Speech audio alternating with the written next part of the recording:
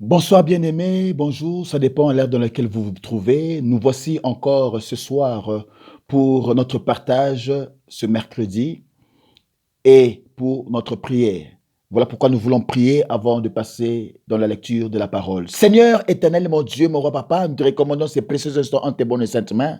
Laisse que, Seigneur, mon roi, la parole qui sera prononcée ce soir puisse affecter la vie de mon frère, de ma soeur. Que la lecture qui sera présentée ce soir, éternel, mon roi, nous donne l'esprit de la révélation afin de transmettre ce que tu as arrêté dans ton conseil. Il est écrit dans leur détresse, ils crièrent à la parole et l'Éternel envoya quoi? Sa parole. Et sa parole guérit. Que la parole de ce soir puisse encourager un bien-aimé, Seigneur, mon roi, dans une difficulté. Que la parole de ce soir puisse, Seigneur, mon roi, relever un frère, une sœur dans sa ruine, Seigneur, mon roi. Que la parole de ce soir puisse, Seigneur, mon roi, papa, changer la destinée, Seigneur, mon roi, d'un bien-aimé. Dans le nom puissant de Jésus, Saint-Esprit, oindule ma langue et que ma bouche, Seigneur, mon roi, sois, Seigneur, mon roi, dédié à toi, car la bouche est mienne, mais que les paroles qui sortiront soient tiennes et que ces paroles puissent changer le cours des événements de la vie de mon frère et de ma soeur ce soir. Dans le nom puissant de Jésus, Saint-Esprit, ensemble faisons ce travail. Glorifie le nom de Christ encore ce soir. Dans le nom puissant de Jésus-Christ, ainsi nous avons prié. Amen.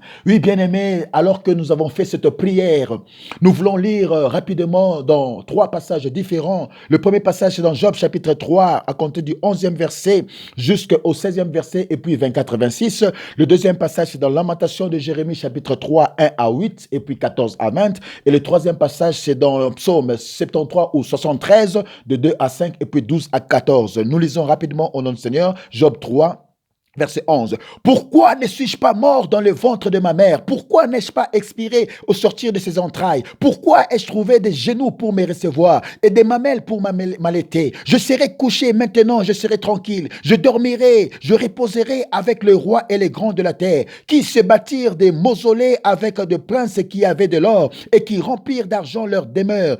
Où je n'existerai pas, je serai comme un avorton caché, comme des enfants qui n'ont pas vu la lumière. Alléluia. Verset 24. Mes soupirs sont ma nourriture et mes cris se répandent comme l'eau. Ce que je crains, c'est ce qui m'arrive. Ce que je redoute, c'est ce qui m'atteint. Je n'ai ni tranquillité, ni paix, ni repos et les troubles s'est emparé de moi. Alléluia. Lamentation de Jérémie chapitre 3, verset 2 à 5. Verset 1 à 8. Je suis l'homme qui a vu la misère sous la verge de sa fureur. Il m'a conduit, mené dans les ténèbres et non dans la lumière.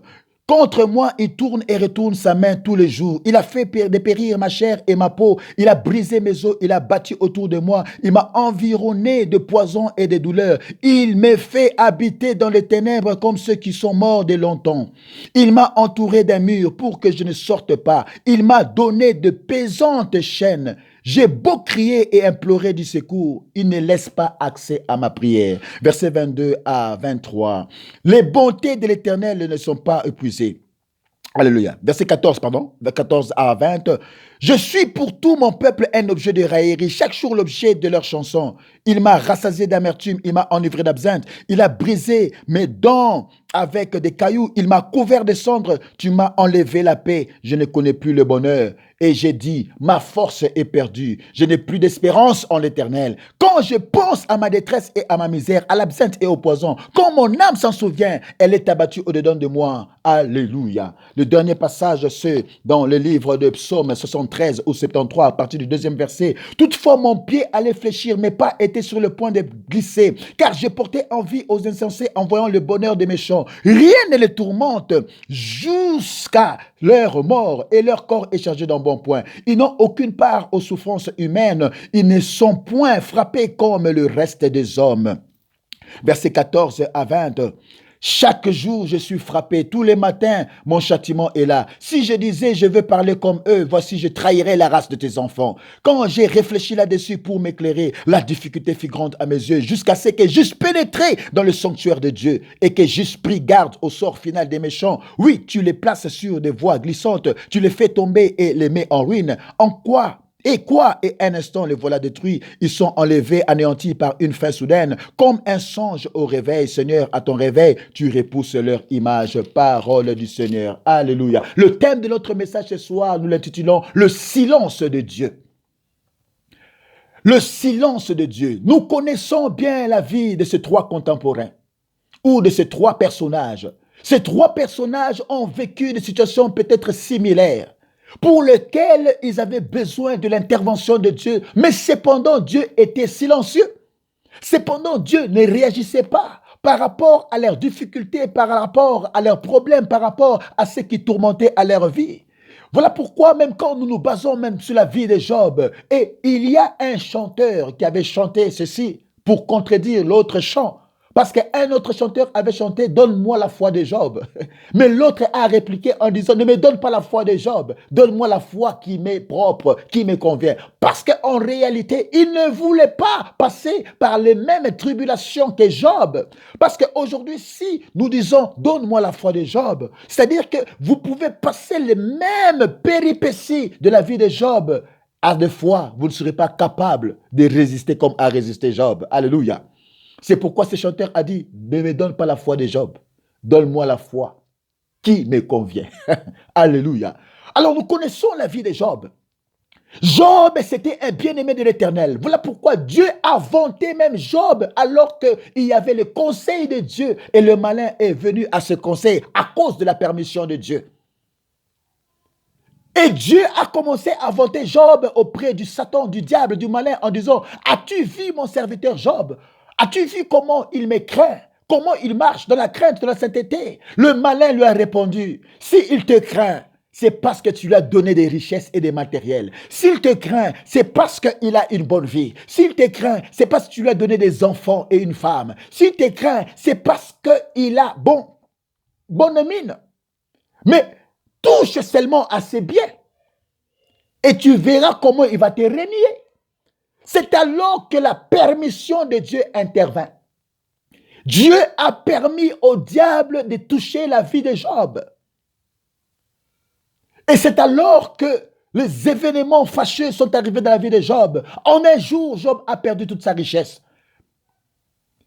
En un jour, il a perdu les brebis, il a perdu le bœuf, il a perdu ses vaches. En un seul jour, comme une flèche indienne qui s'est abattue dans la famille de Job, il a perdu tous ses 3 filles et tous ses enfants en un seul jour. Job était sidéré, Job était vraiment ballotté. En un seul jour, il a perdu toutes ces choses. Comme si cela ne suffisait pas. Dieu, par la permission de Dieu, il a permis au malin de toucher au corps de Job, mais non à sa vie. Quand je parle de la vie, je parle de l'âme de Job. Dieu a mis une limite pour laquelle le malin ne devait pas déborder. C'est alors que le diable a touché même au corps de Job, à sa santé, à tel point qu'il avait des ulcères malins qui menaçaient Job. Il s'est gratté avec des morceaux de verre pour soulager sa douleur. Mais rien n'arrivait. La Bible dit, c'est alors que Job a fait cette prière. Pourquoi ne suis-je pas mort dans le ventre de ma mère? Pourquoi n'ai-je pas expiré au sortir des entrailles? Pourquoi ai-je trouvé des genoux pour me recevoir et des mamelles pour m'améleter? Je serai couché maintenant, je serai tranquille. Alléluia. Je dormirai, je reposerai avec les rois et les grands qui ne bâtirent de mausolées avec des princes qui avaient de l'or. Et dans le 14, 25, 24, il dit, mes soupirs sont ma nourriture et mes cris se répandent comme l'eau. Ce que je crains, c'est ce qui m'arrive. Ce que je redoute, c'est ce qui m'atteint. Je n'ai ni tranquillité, ni paix, ni repos, et le trouble s'est emparé de moi. Voilà la condition de Job. Bien-aimé, à des fois, il y a des difficultés, il y a des situations pour lesquelles nous avons prié, vous avez invoqué le Seigneur, toujours sur cette même situation, mais cependant, Dieu reste silencieux. Le silence de Dieu. Asaph, le chantre de l'Éternel, quand il regardait sa vie, il craint Dieu, il a la sanctification. Mais quand il regarde comment est-ce que les gens qui ne craignent pas Dieu, leur vie prospère à tous égards. Il a trébuché dans son cœur parce qu'il ne comprenait pas comment est-ce que les méchants prospèrent et que lui qui craint Dieu, qui le sait, Il est toujours dans cet état, le silence de Dieu. Il a dit qu'il avait perdu espérance lorsqu'il regardait la prospérité des méchants. C'est comme si rien ne leur arrive. Ils sont toujours en bon point. C'était la difficulté qu'avait aussi Asaph. Et le prophète Jérémie, un homme de Dieu, que Dieu utilisait, la bouche autorisée de Dieu, ce que disait Jérémie, ce qu'il prophétisait, ça arrivait. Mais cependant, Jérémie était dans la misère et dans la souffrance. Alléluia. Il préférait pour lui, c'est comme si c'était de l'absinthe qu'il prenait.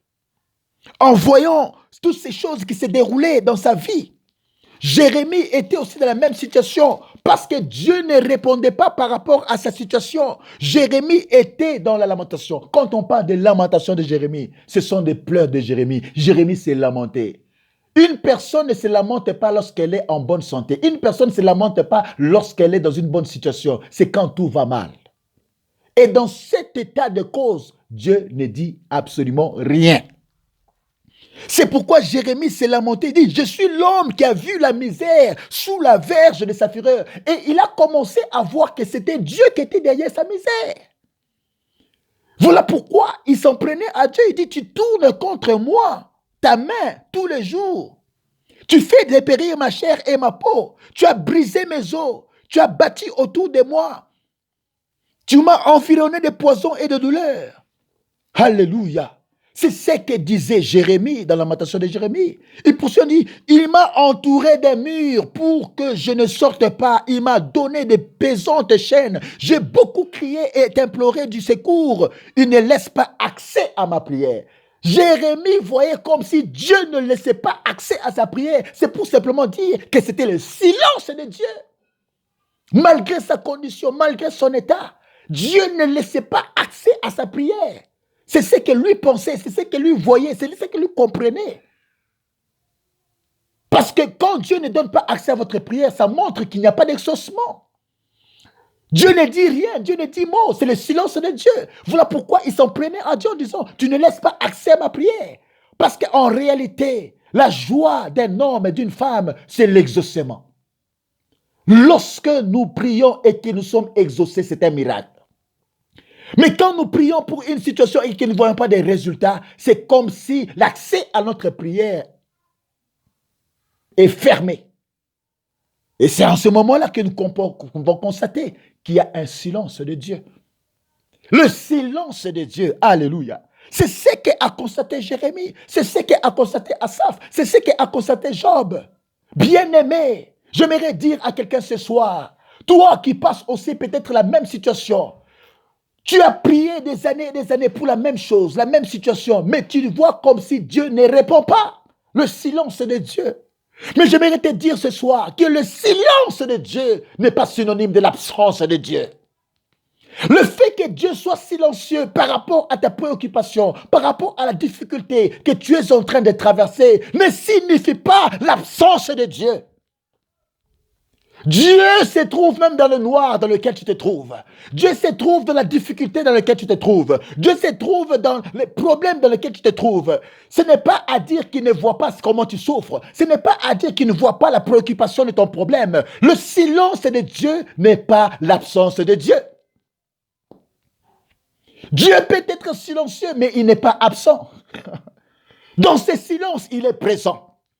Dans ta difficulté, il est présent. Dans la fosse au lion, il est présent. Même s'il ne répond pas aujourd'hui, même s'il ne répond pas ce soir, le silence de Dieu n'est pas synonyme de l'absence de Dieu. Voilà pourquoi j'aimerais t'encourager ce soir. Toi qui passes aussi des situations précaires, toi qui passes aussi des situations compliquées, à des fois tu as prié, jeûné, fait tout ce que tu pouvais faire, mais par rapport à ta situation, tu as comme l'impression que Dieu est silencieux. Tu vois comme si l'accès à ta prière, Dieu l'interdit. Parce qu'il n'y a pas d'exaucement. Le fait que Dieu n'exauce pas ne veut pas dire que Dieu est absent. Le silence de Dieu. Que le silence de Dieu ne vous trouble point. À des fois, il y a des choses où Dieu ne dit mot. À des fois, il y a des choses où Dieu ne vous montre rien. À des fois, il y a des choses où Dieu ne parle pas.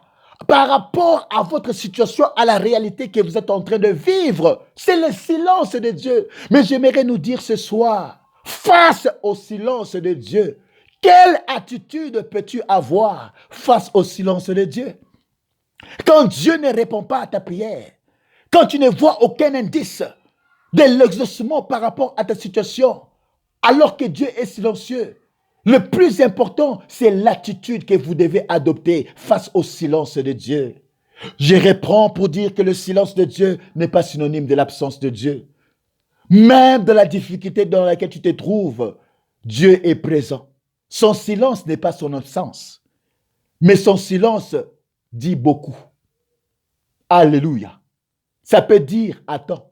Ça peut dire, je sais ce que je fais. Mais à des fois, nous ne comprenons pas.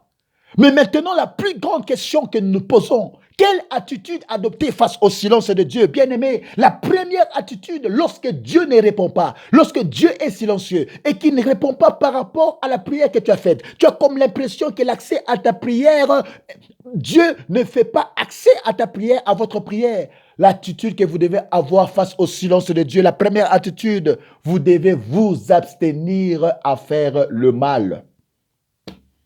Abstenez-vous à faire le mal, même si Dieu reste silencieux. Que le silence de Dieu ne vous pousse pas à faire le mal.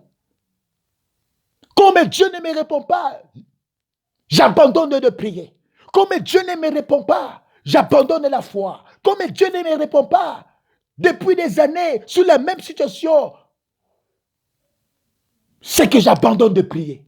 Bien-aimé, l'attitude que vous devez avoir face au silence de Dieu, la première, que le silence de Dieu ne vous pousse pas à pécher. Abstenez-vous de faire le mal ou de pécher alors que Dieu reste silencieux. Voilà pourquoi Job, chapitre 36, versets 21 à 24, nous dit ceci. Job 36, Mighty God. Job 36, versets 21 à 24, nous dit ceci. Garde-toi de te livrer au mal, car la souffrance t'y dispose. Voilà la première attitude que nous devons avoir face au silence de Dieu. Garde-toi de te livrer au mal, parce que la souffrance te dispose à faire le mal. Bien-aimé, face au silence de Dieu, tu as comme l'impression que l'accès à la prière, à ta prière, n'est pas favorable. C'est le silence de Dieu. Mais l'attitude première que vous devez avoir, garde-toi de te livrer au mal, car la souffrance dispose. Dieu est grand par sa puissance. Qui saurait enseigner comme lui? Qui lui prescrit ses voies? Qui ose dire, tu fais mal? Alléluia. Alléluia. Qui ose dire à Dieu, tu fais mal? Souviens-toi d'exalter ses œuvres que célèbrent tous les hommes. Malgré que Dieu reste silencieux, garde-toi de te livrer au mal. Continue à le célébrer. Continue à célébrer Dieu. La deuxième attitude que nous devons avoir face au silence de Dieu, vous devez accéder dans la présence de Dieu. Psaume 73, verset 16 à 17. Lorsque Dieu reste silencieux, adoptez cette deuxième attitude. Au lieu de vous décourager, au lieu de craindre ce qui vous arrive, mais accédez dans la présence de Dieu. Voilà pourquoi la deuxième attitude à adopter face au silence de Dieu, même si Dieu ne dit rien, Dieu ne répond pas, accédez dans sa présence. Voilà pourquoi Asaph pouvait dire dans le psaume 73, verset 16 à 17, il dit ceci: quand j'ai réfléchi là-dessus pour m'éclairer, quand il a réfléchi à quoi? À sa souffrance. Quand il a réfléchi à quoi? Qu'il craint Dieu, mais il voit le bonheur des méchants. Quand il a réfléchi à cela, il a vu que Dieu ne répondait pas à sa situation, au silence de Dieu. Qu'est-ce qu'il a fait? Quand j'ai réfléchi là-dessus pour m'éclairer, la difficulté fut grande à mes yeux, jusqu'à ce que j'eusse pénétré dans le sanctuaire de Dieu. Mighty God. C'est-à-dire pour lui, Asaph, face au silence de Dieu, Son attitude, c'était de pénétrer dans le sanctuaire de Dieu. Or, lorsque nous parlons du sanctuaire de Dieu, c'est le lieu très saint, la troisième partie ou le compartiment du tabernacle. C'est là où résidait la présence de Dieu, par la présence du chandelier, par la présence de l'arche de l'alliance, pardon. Alléluia. Le lieu très saint où résidait l'arche de l'alliance. Or, l'arche de l'alliance, c'était le symbole de la présence de Dieu. Il a accédé dans le sanctuaire, accédé dans la présence de Dieu, continué à y demeurer. Alléluia. Lorsque Dieu reste silencieux, le silence de Dieu n'est pas son absence. Alléluia. Voilà pourquoi Job pouvait aussi dire ceci dans Job 38. Job pouvait dire ceci dans Job 38. Oh mon Dieu, mon Dieu, mon Dieu. Dans Job 38, Job pouvait aussi dire ceci. Rapidement, dans Job 38, versets 1 à 3. L'Éternel répondit à Job du milieu de la tempête et dit, qui est celui qui obscurcit mes desseins par des discours sans intelligence? Saint terrain comme un vaillant homme, je t'interrogerai et tu m'instruiras. Où étais-tu quand je fondais la terre? Dis-le si tu as de l'intelligence. Qui en a fixé les dimensions? Le sais-tu? Ou qui a étendu sur elle les cordeaux? Alléluia. Accédez dans la présence de Dieu plutôt que de condamner Dieu. La chose que vous ne comprenez pas, n'ouvrez pas précipitamment votre bouche. Accédez dans sa présence. Alléluia.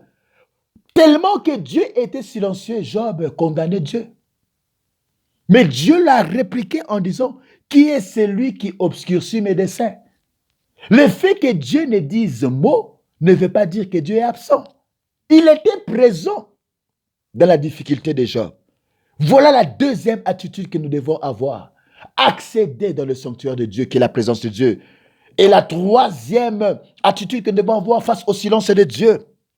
Vous devez apprendre à garder le silence. Le silence vous prévient des grands dangers. Le silence vous prévient des grandes situations précaires. Lorsque Dieu ne dit mot, apprenez à accéder aussi dans le silence. Gardez le silence. Voilà pourquoi Lamentation de Jérémie chapitre 3 nous dit ceci. Lamentation chapitre 3, verset 16, la Bible dit, Lamentation chapitre 3, verset 26, pardon, la Bible dit ceci, il est bon d'attendre en silence les secours de l'Éternel. Alléluia. Lorsque vous voyez que Dieu ne dit mot, gardez le silence, car il est bon d'attendre en silence les secours de l'Éternel. Le fait que Dieu ne dit mot, l'attitude que vous devez avoir, gardez le silence. La chose que vous ne comprenez pas, face au silence de Dieu, fermez votre bouche. Ne dites rien, gardez le silence. Le silence de Dieu n'est pas son absence.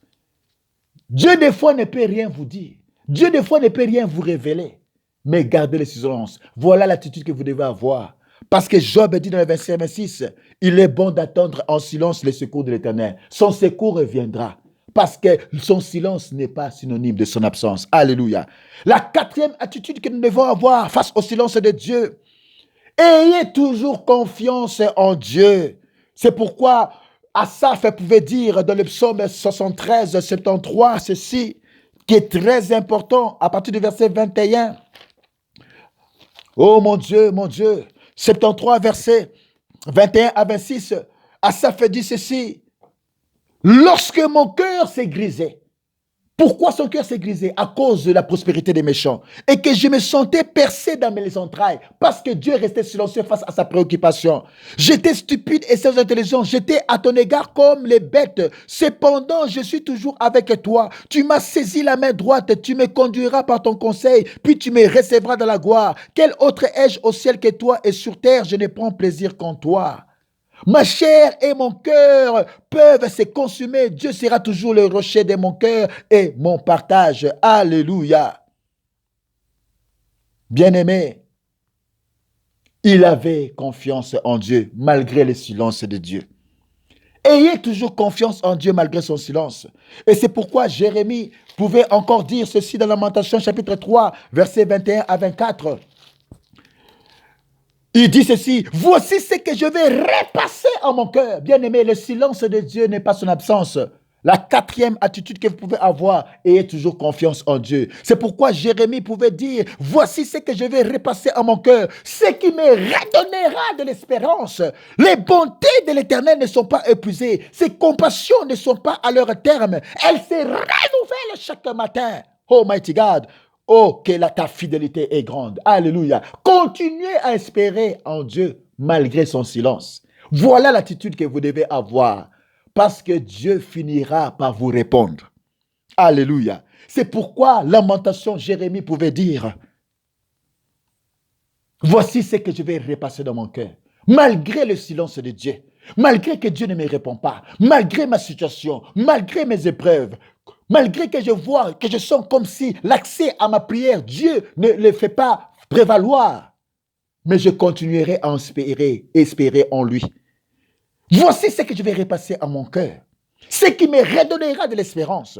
Les bontés de l'Éternel ne sont pas épuisées. Ses compassions ne sont pas à leur terme. Elles se renouvellent chaque matin. La cinquième attitude pour terminer mon message ce soir que vous devez avoir face au silence de Dieu. Attendez la manifestation de la gloire de Dieu. Alléluia. Parce que le silence de Dieu n'est pas synonyme de son absence. La cinquième attitude que vous devez adopter, attendez la manifestation de la gloire de Dieu. Alléluia. Voilà pourquoi Jean chapitre 9 peut nous dire ceci à partir du verset 1 à 3. Jean 9, la Bible dit, Jésus vit en passant un homme aveugle de naissance. Ses disciples lui firent cette question, Rabbi, qui a péché, cet homme ou ses parents, pour qu'il soit né aveugle? Jésus répondit, ce n'est pas que lui ou ses parents aient péché, mais c'est afin que les œuvres de Dieu soient manifestées en lui.